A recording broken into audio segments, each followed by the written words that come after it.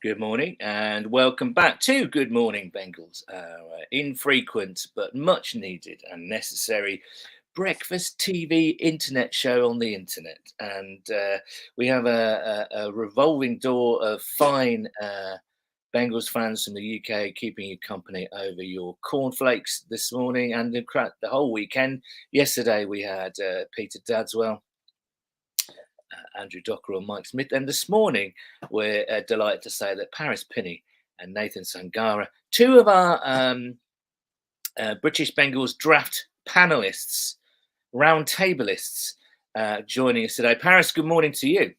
Good morning to you, Paul. How are you? You all right? Yeah, not bad. You're looking very well for a man who stayed up all night watching the draft. Yeah, I've had about probably 8 hours sleep the last 2 days. So okay, that's good. Struggling through. Good. Nathan Sangara as well is with us. Nathan, good morning to you, mate. Morning, Paul. You doing all right?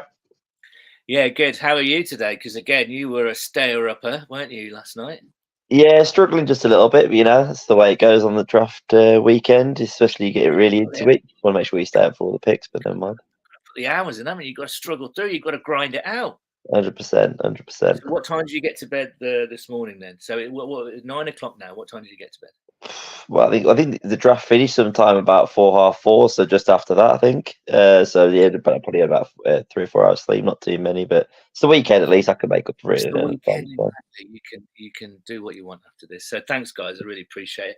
Lot to talk about. Just wanted to get because we didn't speak yesterday. What was your give us your quick take on Amarius Mims. Paris, give us your snap reaction to Amarius Mims, because we're 24 hours distance now, so time to think about it a little bit. What's your initial thoughts on the Mims pick? I think it was a great pick. He was the last true top tackle left on the board, I think. I think once Byron Murphy went off the board, I think they're always going to be looking at O-line. And I think, I was really happy with the pick. He's got a huge upside. He can learn behind Trent Brown and Orlando Brown for the season, hopefully. And I think he's got sky high potential. What about you, Nathan? How are you feeling about Mimsy? Honestly, buzzing. I mean, he was actually the tackle I talked about in the podcast we did a few weeks back. Massive fan of just the traits he's got. Plus, I don't think I even think that his floor's not that low, considering I think he's just not played a lot. But when he did play, he looked as experienced as you could be in that situation. So honestly, I think it was a massive get for us. I think a position-wise as well, massively important going forward, because even Trent Brown may not make it through the season because he does usually get a little bit of injuries. And going forward, I think he'll be a massive player for us going forward, I think. And I think that's the key, isn't it? A lot of people are saying, "Oh, why do we draft a project again? He's not going to play this year." He's going to play this year, without a doubt. If you've seen Trent Brown's record in terms of durability, then he is going to see some action this year. Yeah. I kind of hope he doesn't, in a way, because that means we're getting the best out of Trent Brown, who's a really good player when he's on the pitch. But yeah, right. Also, I'd just say about having him as a sixth lineman as well. I think it'll be one of the best sixth linemen you can get, having him there as like an extra big man too. Yeah. So not a bad swinger, not a bad swing to have. I mean, Trent Brown averages 9 games a season, so I'm pretty sure he'll play. Yeah. And Roger Goodell, in all his infinite wisdom, wants to bring in an 18th game, doesn't he? Apparently, so maybe maybe the squad rotation is going to be more of a thing going forward. When they start playing in Antarctica and Australia, and New Zealand, 24 game seasons, all year round football.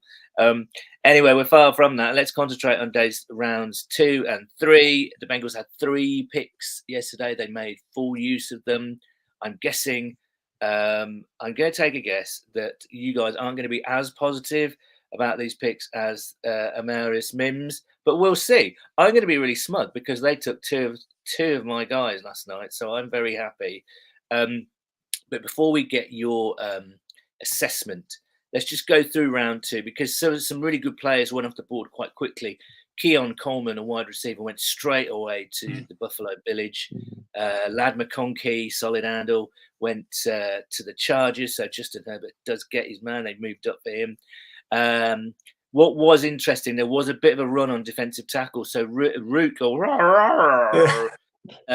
went to Atlanta. They took so much flack for their Michael Penix pick in the first round, and I guess they were quite eager to kind of make amends. And then we had Josiah Newton, or Johnny Newton, or the lad Newton. He went to the Washingtons. And then we also went to Andre Sweat. He didn't drop at all. He was originally mocked and predicted to go. Went to the Titans at 38, 39. Braden Fisk went to the Rams. And then we got good players like Cooper DeJean. I'm sorry, Nathan Palmer, that is. And Kool-Aid McKinstry. They went back to back, the two cornerbacks. More cornerbacks, Kamari Lassiter, Max Melton went. Jackson Powers Johnson. Mason Smith went at 48, and then we get to 49, and that's us. So what I'm trying to do here is illustrate that defensive tackles were going off the board, and what were the Bengals' biggest position of need. You would argue that it would be defensive tackle, and they took one of my guys, Chris Jenkins, at 49. Guys, Parry, let's start with you. What was your reaction to Chris Jenkins at 49? Yeah, Chris Jenkins, the mutant, as they call him, his nickname. Yeah, I was really pleased with it. I mean, as a Buckeyes fan, our continued fetish for Michigan players, is great to little, but as long as they perform well for the Bengals, that's the main thing. He's excellent against the run, and I think he's also got, he's got upside as a pocket, a bit like DJ Reader. He's not going to get lots of sacks, but I think he can eventually, when he works with technique, end up collapsing the pocket and at least be a pocket pusher. But great bloodlines as well. His dad was an All-Pro, Pro Bowl player in the NFL. He's a 90th percentile athlete. And I think he's got sort of inside-outside versatility as well. So, I think it's a really good pick. I'm happy with it. Really interesting. Yeah, I mean, he's not a true nose tackle, but it'd be really interesting to see where he lines up. Really, he's gonna be in that rotation, isn't he? And I've seen some people kind of say, look, he's going to step in and start straight away. I wonder if that's the case with BJ Hill and Sheldon Rankins knocking about. But Nathan, what are your thoughts on Chris Jenkins? The actual pick of the player itself, I thought was a really good pick. I was sort of torn between him and Michael Hall. Funny enough, Michigan-Ohio State debate there with those two players on the board. Maybe the potential upside of Hall, maybe a bit more, but I like the floor of Jenkins a bit better. Plus, he was a better guy against the run as well, as Paris mentioned. I think, as generally, especially if we were going to stick and pick where we were, I think he was one of the best players on the board. So I'm pretty happy, as well as filling a need that we definitely had, getting another guy in the rotation. If I was to nitpick a little bit, especially when you have a few picks in the second, it would have been a dream if we would have traded up and taken Newton. I think that would have been like as good a start to a draft as you could have had. But like I said, I don't want to be too sour on it, because I still really like the pick of Jenkins generally. I think he'll be a really good guy for us, and you never know, if he develops his pass rush a bit more, could be a really good player going forward. So I can't complain too much with that. Yeah, I think it feels like a value meets need sort of. That's where you kind of expected him to be, and we obviously needed someone, so it felt like a bit of a no-brainer.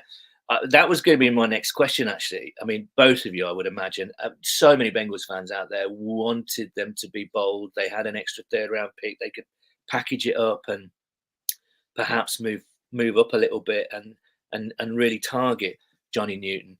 Is Newton one of those players, looks fantastic on films, for whatever reason he is or becomes a fan favorite, but with NFL evaluators, perhaps they're not quite so high on him? I mean, he went second round, so he's a really good prospect and a good player. But it seems that a lot of Bengals fans were really one of those guys that really excited people. Did you want them to be bold, Paris, last night, and kind of really? Well, first of all, were you on the Newton train? And secondly, to what extent would you have been bolder and perhaps said, look, let's get up there and let's get this guy? I mean, the fan base absolutely loved him. I mean, loads of people wanting him at 18 even, it's crazy, really. I mean, I think the medical is probably the biggest part of it. Obviously, he had a Jones fracture surgery in January, and he played half the season with that foot injury. I mean, he still looked really good. He won, Big Ten Defensive Lineman of the Year. But whether it's the medical that scared teams off. You know, we don't get all the details as fans, you know. So whether that's it, but in terms of his actual talent and ability, he's definitely a first-round player. And I think, yeah, as Nathan said, if we'd actually gone up to get him, you know, you can't get a better start to the draft, really. But like, you know, the problem is, you know, Duke probably values draft picks more than his probably, you know, his own family members. So he's not going to, you know, he's not going to get rid of those. So yeah, the Bengals do tend to move up and down a little bit, but jumping like 10, 15 places, that's unheard of for the yeah, Bengals. it's unheard of. Nathan, that's never going to happen. Yeah. No. Right. Okay. So we go into the third round. One of our needs is kind of taken care of. A lot of people looking at cornerback and perhaps wide receiver in this round, and you've got again players that are of note, shall we say? Malachi Corley. We've got a few offensive linemen knocking about early in the third round. Andrew Phillips, a guy that I was mocking quite regularly, went to the Giants at pick 70. So again, you get into the third round, and the kind of position groups start to mix up a little bit more. Cooper Beebe, highly rated offensive guard, went. Braylon Trice, highly rated edge, went at 74 to Falcons again, double dipping it in the defensive line there. Get all the way down. We're not moving. We're sticking and picking, and then we do go wide receiver. We do take advantage of this supposedly deep, and arguably very deep class of wide receiver. We go Jermaine Burton from Alabama, another big school, a big time program. Nick Saban clapping his little hands. He didn't do that so much for the Maurice Mims pick, did he? But he was thrilled with this one. But there is a but here. Nathan, do you just want to, first of all, your reaction? I think it was a bit of a surprise, only because the Bengals have really prioritized high character guys, and Jermaine Burton is not, well, if the reports are to be believed, he's not a high character guy, and there's a few red flags there. I think that's fair to say, isn't it, Nathan? What was your reaction to the pick? It seems like a little bit more of a swing that they have taken in past years. So the last one you sort of think back to is probably Joe Mixon with the whole incident he had when he, I don't know if I go too much into it, but obviously the incident was recorded. Fortunately, used the phrase "swing" there for Joe Mixon. Maybe not a poor choice of words, but you know what I mean.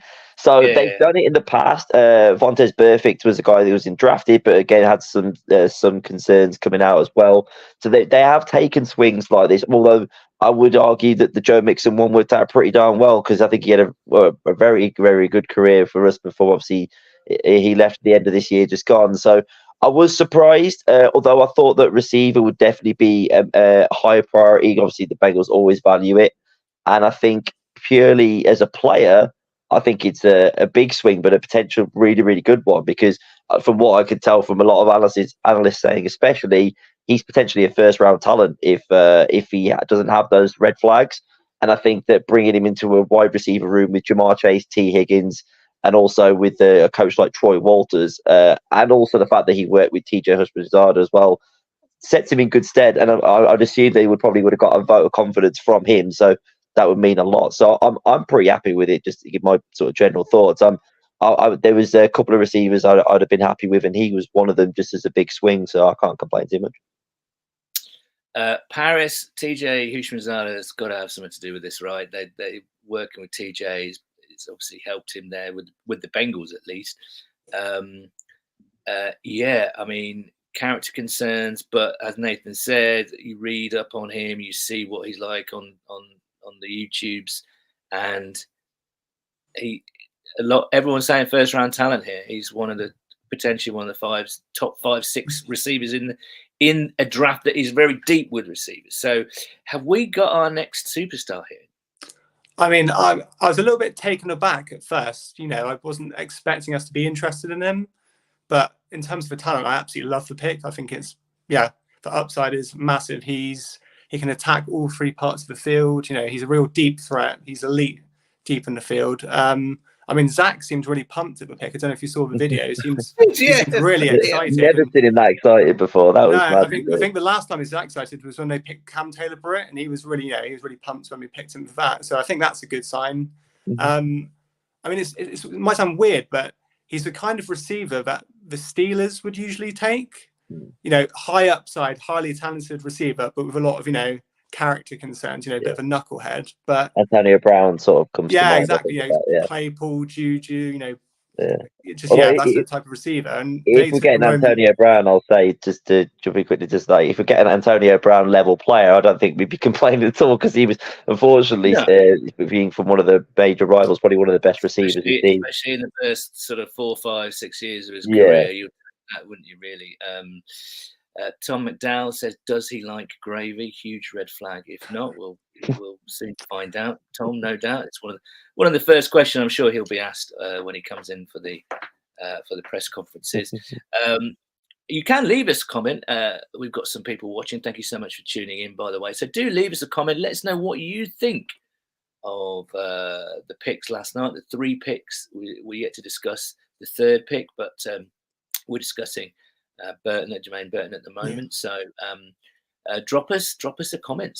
Let us know what you think of the Bengals' business so far. I think the one thing I'll say about the Bengals' business so far is that they're taking more risks, I think, in terms of, home run hits. It's a bit boom or busty, which is actually unlike Duke, isn't it? He's quite a safe, conservative drafter. Now he likes to hit doubles.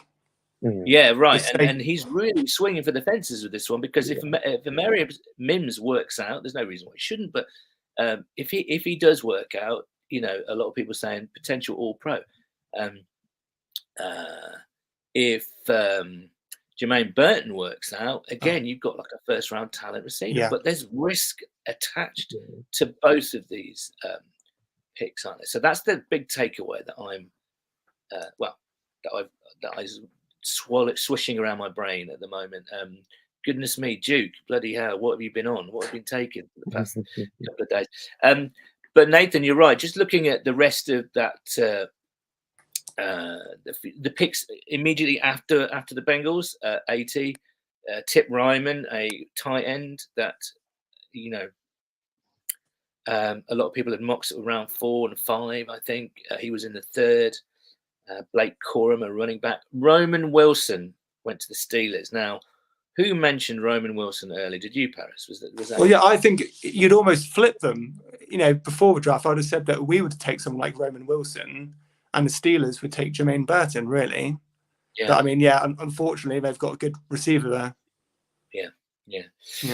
Jamie Rowe, who stayed up and expertly manned the Bengals UK Twitter feed last night. I'm so very tired. Jamie, what even are you doing up at this time of morning? Go back to bed.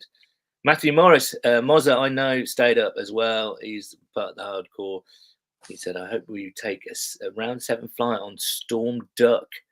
Really like this draft thus far. It's real balls to the wall stuff with very high ceilings, but I think the floors are decently high too. It's bold cotton. Let's see if it pays off for him." That's what I mean. I don't know what's got into Duke. He's been, I don't know what he's been drinking. He's been on, he's gone for it. Okay, so Bengals, of course, in round 2, picked at both 80 and a little bit later on. Jalen McMillan as well, receiver, went to the Buccaneers. That's one person that went. Annoyingly, the Ravens got a good-looking linebacker in Adisa Isaac. Dwayne Carter, another defensive tackle, went to the Bills at 95. And then we were up at 97. A lot of people fancied cornerback in this round. Again, you can argue that cornerback is the other real position of weakness at the moment. But we didn't. We went. We double dipped. We went with McKinley Jackson. Now, again, he was another one of my guys. So I'm just saying, right?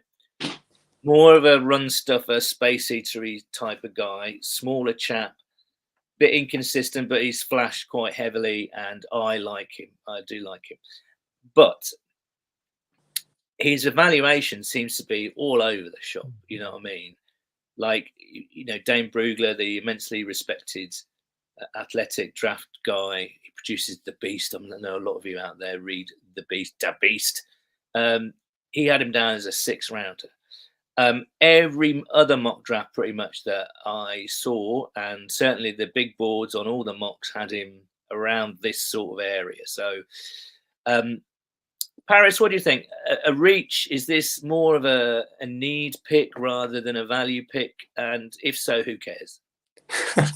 I think you nailed it there, really. I think I've now had time to breathe, and sort of, look into it more. I think it's maybe a slight reach, but it's not as bad a value as I think a lot of people thought, initially. He's a 2-time captain as well. He's got high character. I think I saw that since 2022, he's had the 3rd most run stops in the SEC. So he's certainly been productive, and that, and we're missing that space-eating nose tackle. I mean, they had no choice really. After Devondre Sweat went, he was the next best nose tackle left in the draft, and they left, after leaving themselves short in free agency, they were going to have to take a punt on a nose tackle probably sooner than later, probably sooner than they perhaps wanted to. But yeah, I think it feels a massive need, and hopefully it will work out. Nathan, is this a case of, look, the Bengals screwed up free agency here on nose tackle, and they're just desperately trying, or did they maybe this was part of the plan? I don't know. Who knows? But was this? Did they paint themselves into a corner here? Did they sort of have to take one of these guys? Because nose tackle, and you could argue that Jackson isn't actually a true nose, but he can play a few positions on the line there. But he'll certainly be used as a sort of a more of a 2-down run stopping guy, you would imagine. As part of the rotation, he might not even be starting to begin with. It might be purely situational. Did they paint themselves into a bit of a corner here? Did they have to take us, like you say? Do you think they would have taken Sweat? I mean, they were obviously in the market for a nose tackle. What are your thoughts on Jackson's selection? Well, in terms of whether they sort of put themselves in a corner, maybe a little, although they did have visits with a couple. There was I can't remember, it was a Tyre Tart, I think they had in for a visit. He was kind of that kind of player, and they didn't really commit enough to sign him. I think maybe they're trying to change their D-tackle philosophy a little, because I think what the Bengals have struggled with over the last few years is to get real pass rush. So you look at the guys they've got now, although obviously Jenkins has not got a huge amount of production, but could develop there. And they've basically replaced DJ Reader with Sheldon Rankins, who is solid against the run, not spectacular, but he's a much better pass rusher. Even though I thought DJ Reader's pass rushing was a little underrated from people, but he just didn't get the sack production. So I think maybe they're trying to change it a little.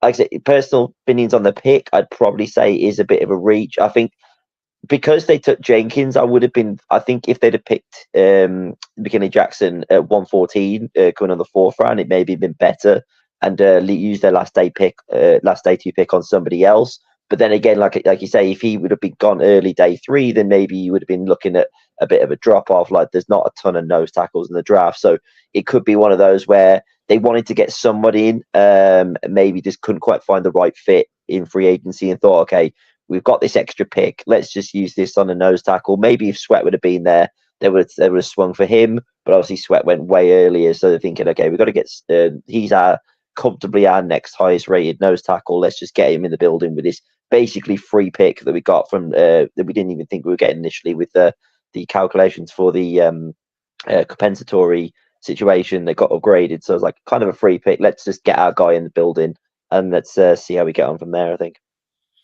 Another couple of defensive line picks in the 2nd and 3rd round, which the Bengals sort of become known for, really, but they haven't had great success in that area. Zach Carter, I wonder what they'll do with him. He hasn't really progressed, has he, unfortunately?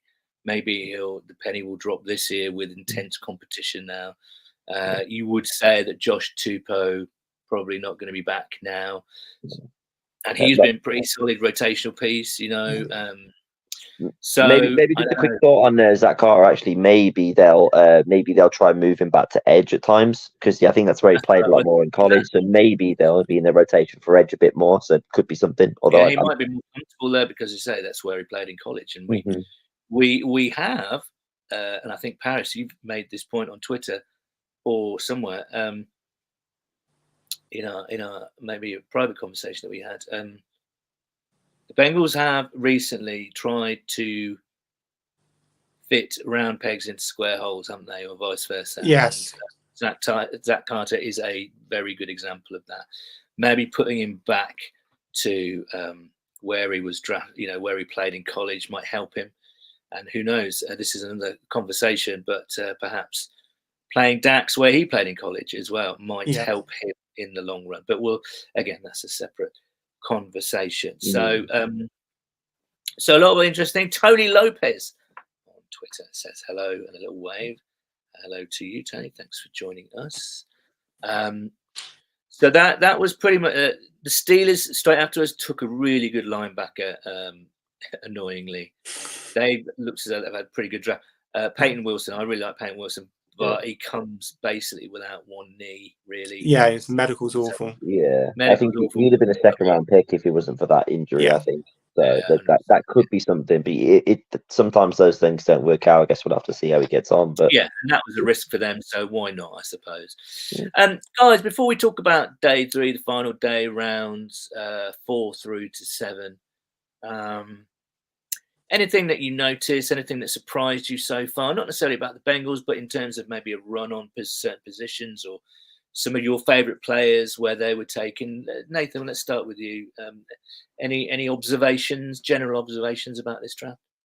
Well, at the start of the day, it was obviously receivers and D tackles. The run was even more than I thought it would be. I figured there might be a bit of a run on receiver, maybe on some D tackles, because it's quite deep on day 2. But the D tackles are flying off the board. I was almost kind of surprised that Jenkins actually made it, just based on the run that was happening, especially when you had the Falcons training up for a row. Kind of mainly got that in there because I really want to say his name. But and then obviously Newton went, and there was a couple of others. So I was kind of surprised he still managed to make it there. I was hoping they would trade up a couple of spots with one of their late picks just to secure one, but luckily in the end they didn't need to. I said they kind of covered the 2 of the positions that I was definitely hoping for as well with them. A couple of players I really liked that went earlier than I thought, and kind of a shame based on like mock draft simulators. So Bernardo Green was a guy that I was really interested in. I thought like on mock draft simulators he was often there in the 4th, which I think would have been a steal, but fortunately, the Niners took him. But one of my biggest takeaways is, why is everyone trying to help the Kansas City Chiefs repeat? I don't understand this. It's first the Bills somehow help them get Xavier Worthy, which again it might not work, but why are you giving them that pick anyway? And then the Niners allow them to take a project tackle as well by trading up a spot. I don't understand it. It's like the whole NFL, or especially the teams that they beat, have almost like a desire to see them three-peat at this point by giving them potential really good players. They need to stop doing that, but never mind. So no, it was interesting round, and definitely some guys on day 3 that I thought would have gone already that I might be interested in with our 4th round pick. So we'll see how that goes. Just to recap then, so the Chiefs at the back end of the 1st round took Xavier Worthy, very quick receiver, and the back end of the 2nd round, they took the BYU offensive tackle Kingsley Suamatea, and as you mentioned, the Niners took Ronaldo Green 1 spot below at cornerback. What about you, Paris? Paris, I'd like to. We've both done it. I'd like you to have a crack at pronouncing the name Rook. Rook, is that it? There you go. You got it. You got to talk like Scooby Doo, you know. I know, that's right. It's the Scooby Doo name. Yeah. Right, Matthew Morris again. Observation, and it's not surprising. Eagles are just sublime at drafting, and can teams stop gifting the Chiefs players that really suit them? Exactly what Nathan was saying. Yeah, I will say Harry Roseman just runs rings around the other GMs with the deals he makes. The fact that they got Mitchell and Dejee in the first 2 rounds is ridiculous. But So 2 very highly rated corners, and they didn't have to do anything. No. Quinion Mitchell in the 1st round I think they moved up for De Gea, I think, but even then, it's like I would have like if he would have been the pick at 18, I wouldn't have loved it, but I wouldn't have hated it either. It sort of tells you everything. The fact they got him in the second, as well as Mitchell, is just mental, really. And they're annoyingly aggressive at just going out and getting players when you kind of think, well, they don't need that, but actually they're just stacking talent, aren't they? They're really good at that, and they have absolutely no bones about it. And they've got they selected Jalix Hunt, an edge rusher in the third round. So that's quite good value. They are really quite annoying, aren't they? A project for sure. Better organisations in terms of wheeling and dealing. They love a bit of that, don't they? So, right. We are. I think that today things kick off at about 5 o'clock in the UK. Again, rounds 4 through 7, if I'm going to speak in an American English sort of way. Paris, just before we get to that, you noticed today, obviously the lovely thing about this whole draft weekend is to see the interaction between the coaches and the players when they get the telephone call. There's some good ones. Chris Jenkins sounds like quite a character. Jermaine Burton is like, swore at coach. Gosh dang, Zach Taylor. I'm not quite sure how. Call him the boss man. That's right. Yeah, boss man. Yeah, what's going on, boss man? Yeah, I love that. That's a t-shirt. What's there? Right. I like this phone call. He seems quite positive, actually. Yeah, and this might be actually. We didn't say this, did we? But despite the character flash, this might be a step up into the big league where he's got to put on his big boy pants. Yeah, it will be good for him in terms of emotional maturity, and you'd hope so. That's obviously especially with the receivers in that room. Like you've got a top 5 receiver, and you've got probably, arguably the best number 2 receiver as well, who's generally been a really good character as well. Obviously, I don't the whole trade requests and stuff. I don't think it's particularly bad because you kind of get where he's coming from, but definitely a really good character personality wise. You know, T's as good as they get. Yes, yeah. So it'd be really, and he's got to earn that kind of stuff in the NFL. You know, he's got to earn the respect of his pros that are going to battle on a football field every Sunday. You know, so but yes, but going back to the phone calls, one that perhaps didn't inspire that much confidence was McKinley Jackson. It's a bit awkward, wasn't it? It was a little bit awkward because he was literally cheers. Yeah. Thank you. Yeah, let's go. Yeah. And I think Zach was like hoping for a little. Yeah, bit more. I felt a bit bad for him. Still, there we are, because there's become such a thing these days, hasn't it? The reaction and the video footage of the prospects in their sort of living rooms or parties or draft parties, whatever. Anyway, right, let's talk about the final day for us people in the UK, Ireland, and in Europe. We're getting a double dose of the draft today because rounds 2 and 3 started at midnight this morning. Finished, as you say, around 4:30, no doubt. And now we're getting rounds 4 to 7 at 5 o'clock, and that should last until about 11. So, Moza today. Well, let's go with Moza. Today, he says, CB, running back, tight end, wide receiver, and defensive end are looking very prime picks to me, and plenty of OL dudes too. It's shaping up very well if things go well. Indeed. Now then, let's have a look at who's left. TJ Tampa is a cornerback that I quite like. Jatavian Sanders and Cade Stover and Eric Hall and Holker, the tight ends, Jalen Wright, running back, Devontae Walker, another wide receiver that we've had in for a visit, Cam Hart, another cornerback. Yeah, he's good. Dawless from Oregon, the defensive tackle. Again, you could go anywhere here. I like,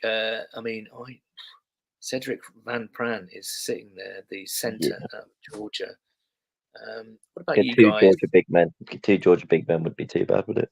Yeah. Who else is there from Georgia then on the line? Oh, no, because we took Mims, didn't we? So I was saying if we got Van Pran, then we had 2 of them. So.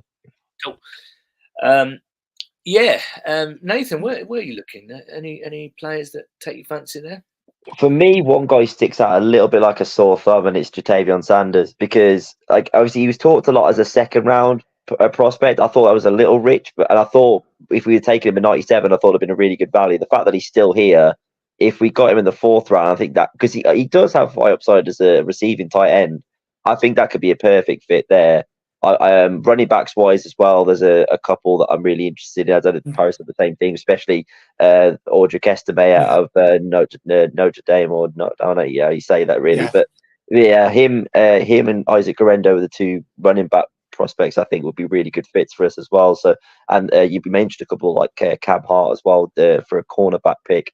Some really good options there, and I think we have like the 14th pick today, so not be relatively early. So hopefully we could get one of those guys. Would be excellent, I think.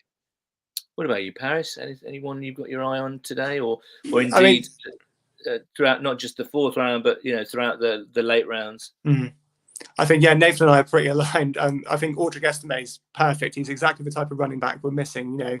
We need that power back, sort of goal line, short yardage back, and he's that sort of AJ Dillon type. He's just going to get those hard yards, and I think we need that in the room. So definitely him in the fourth round.